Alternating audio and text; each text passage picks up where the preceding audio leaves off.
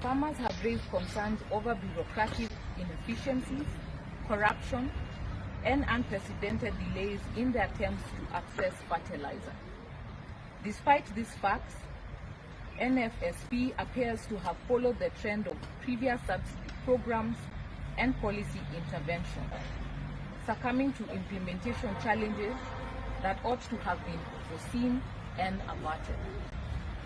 Worse still, there are confirmed instances of fake fertilizer being sold to unsuspecting farmers, greatly jeopardizing farmers' outputs and incomes.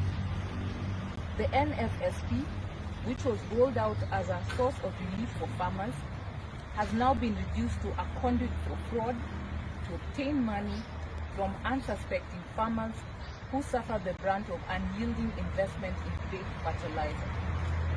Clearly, the NCPB and the Kenya Bureau of Standards have grossly abrogated their duty to enforce stringent quality control measures stipulated in the Standards Act, and have taken no steps to conduct inspections, investigation, or administrative action to curb this inseverable trend.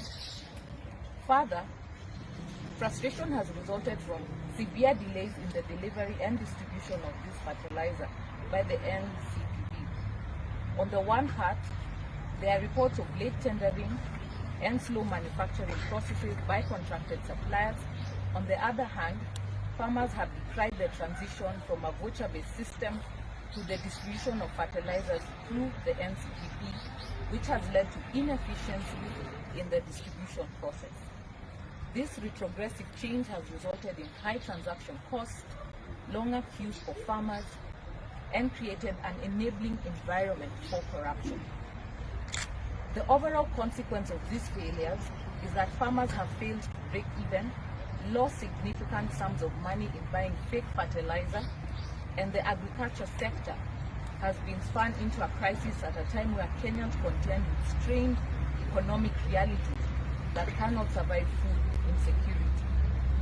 Instead of taking decisive action to address this crisis, the Cabinet Secretary for Agriculture has turned his attention to a public spat with journalists who unearthed the fraudulent scam that has been made of the NFSP.